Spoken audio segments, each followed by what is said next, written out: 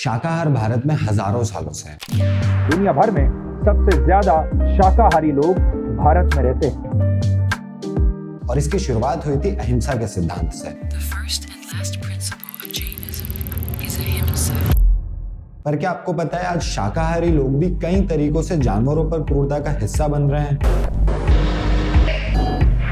मांस के अलावा भी कई सारी ऐसी चीजें जो हमारे लिए जरूरी नहीं, लेकिन उनसे बेजुबान जानवरों की रोज हत्या हो रही है। यही सब देखकर सन 1944 में यूनाइटेड किंगडम के डोनाल्ड वॉटसन और उनके साथ 5 अन्य लोग वेजिटेरियन से एक कदम आगे बढ़े और उन्होंने वीगन शब्द पहली बार इस्तेमाल करके द वीगन सोसाइटी की स्थापना की। तब से लेकर आज तक करोड़ों लोग वीगन बन चुके हैं और ये संख्या लगातार बढ़ती जा रही है। तो जानते हैं क्या है वीगन का मतलब, ये वेजिटेरियन और नॉन वेजिटेरियन से कैसे अलग है और लोग आखिर वीगन क्यों बन रहे हैं।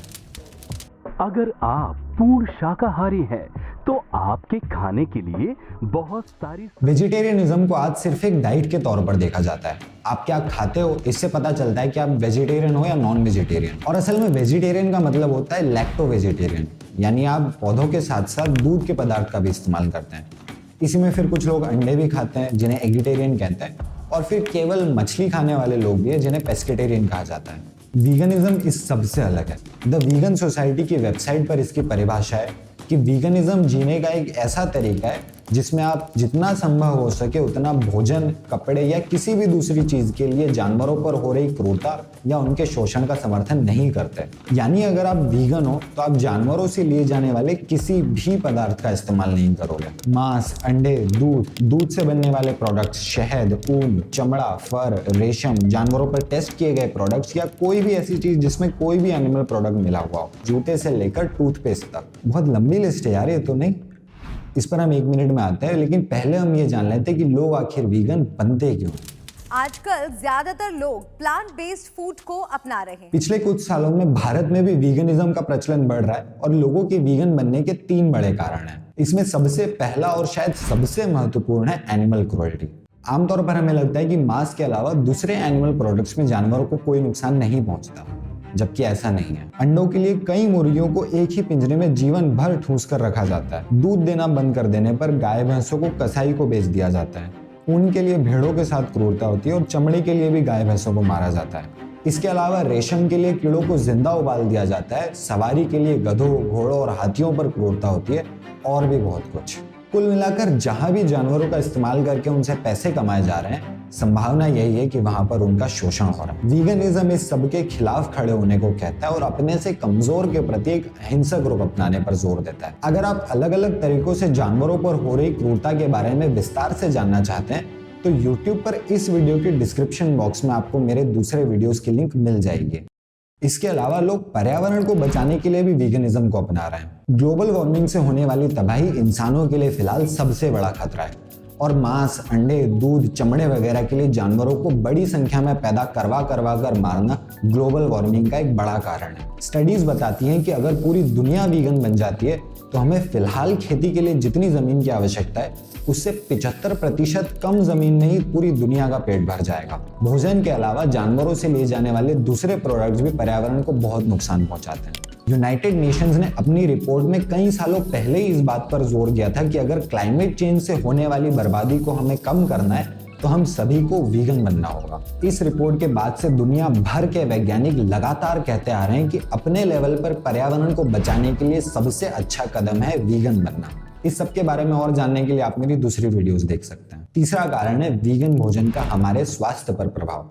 जैसा हमने देखा, हमारा वीगन होना केवल हमारी प्लेट तक ही सीमित नहीं है, लेकिन वनस्पति आधारित आहार या प्लांट बेस्ड डाइट शायद वीगन होने का सबसे बड़ा हिस्सा है। अब पिछले कुछ सालों में इसी प्लांट बेस्ड डाइट पर बहुत सारी रिसर्च हुई है, जिससे पता चला है कि मांस, अंडे, दूध वगैरह नहीं खाने के कई फायदे हैं। जैसे कि एक प्लांट बेस्ड डाइट आपको दिल की बीमारियों से बचाती है, डायबिटीज में भी ये सहायक है, वजन कम करना इस डाइट पर आसान है, इससे आपको लंबा जीने में भी मदद मिलती है, कई प्रकार के कैंसर का खतरा भी इससे कम हो जाता है, आपका कोलेस्ट्रॉल और ब्लड प्रेशर कंट्रोल में रहता है, और इसके अलावा स्ट्रोक, अल्जाइमर और भी दूसरी कई बीमारियों से बचने में एक प्लांट बेस्ड डाइट सहायक होती है। साइड नोट, जब भी वीगनिज्म और हेल्थ की बात आती है तो लोगों को लगता है कि यार अगर हमने एनिमल प्रोडक्ट्स नहीं खाए तो हमें प्रोटीन नहीं मिल पाएगा, जबकि ऐसा बिल्कुल नहीं है। पौधों में भी प्रोटीन के कई सारे सोर्सेज हैं और रिसर्च बताती है कि अगर आपको जितनी ज़रूरत है आप उतना प्रोटीन ले रहे हैं तो उतनी ही मसल्स प्लांट बेस्ड डाइट पर भी बनाई जा सकती हैं जितना कि मांस और वे प्रोटीन वगैरह खाकर। तो कुल मिलाकर हेल्थ के मामले में भी प्लांट बेस्ड डाइट के अपने फायदे हैं। यार ओके, ये सब तो ठीक है, पर अगर सब कुछ ही छोड़ देंगे तो जिएंगे कैसे यार?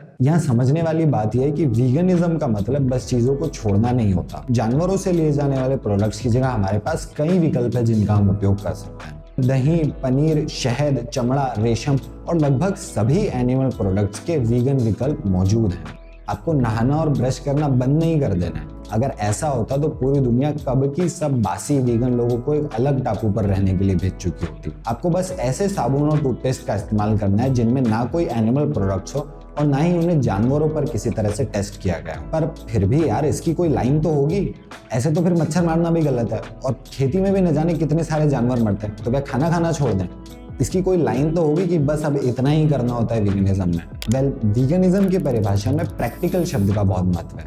हमारे शरीर के लिए भोजन खाना आवश्यक है, इसलिए ये बात प्रैक्टिकल नहीं है कि हम खेती ही ना करें। लेकिन आमतौर पर जिन चीज़ों के लिए चारों ओर जानवरों पर क्रूरता हो रही है, जैसे सर्कस, जू, लेदर के प्रोडक्ट्स, मांस, अंडे, दूध के प्रोडक्ट्स, आप थोड़ा सा सोचने पर पाएंगे कि इन सब चीज़ों के बिना भी हमारा काम बहुत आसानी से और शायद ज़्यादा अच्छे से चल सकता है। तो आज के समय में वीगन बनने का कुल मतलब इतना है कि जहाँ जहाँ जानवरों को एक प्रोडक्ट की तरह इस्तेमाल करके उनसे पैसे कमाए जा रहे हैं, उन चीज़ों में आप भाग लेने से मना कर दें। अब इसका मतलब ये भी नहीं कि वीगनिज्म एक चेकलिस्ट है जिसके अगर आपने सभी बॉक्सेस टिक नहीं किए तो आपको खुद को वीगन बोलने का कोई हक नहीं है। वीगनिज्म एक चेकलिस्ट के बजाय एक मानसिक अवस्था या मेंटल स्टेट है जिसमें आप अपने फायदे के लिए किसी भी दूसरे जीव का शोषण नहीं करना चाहते। हो सकता है वीगन बनने के साल भर बाद आपको पता चले कि जो शैम्पू आप इस्तेमाल करते थे उसमें जानवर की चर्बी है। इसका मतलब ये नहीं कि आप पिछले साल भर तक वीगन ही नहीं थे, बस अब आपको पता चल गया है कि वो शैम्पू सही नहीं है तो उसकी जगह कोई और शैम्पू इस्तेमाल कर लीजिए।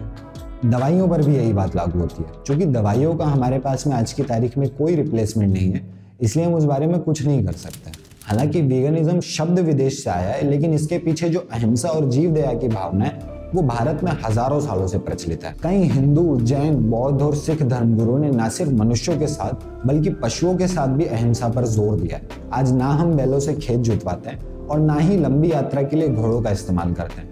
और अगर कोई ये सब कर रहा होगा तो हमें लगेगा कि यार आज ये सब करने की क्या जरूरत है। ठीक उसी प्रकार आज दूध, ऊन, चमड़े, शहद और भी दूसरे प्रोडक्ट्स में न सिर्फ जानवरों बल्कि पृथ्वी पर भी क्रूरता हो रही है और वो चीजें हमारे लिए आज की तारीख में जरूरी बिल्कुल नहीं है। शायद समय आ गया है ये समझने का कि जिस सिद्धांत पर चलकर हमारे ऋषियों ने शाकाहार को अपनाया था, उसी सिद्धांत पर चलकर आज की तारीख में वीगन बनना पशुओं के प्रति, पर्यावरण के प्रति और दूसरे इंसानों के प्रति हमारी जिम्मेदारी है। प्लीज इस वीडियो को ज्यादा से ज्यादा शेयर कीजिए और अगर आप डिटेल में जानना चाहते हैं कि किन प्रोडक्ट्स के लिए जानवरों पर क्या क्रूरताएं की जा रही है तो इस प्लेलिस्ट पर क्लिक करके आप मेरे सारे वीडियोस देख सकते हैं। धन्यवाद।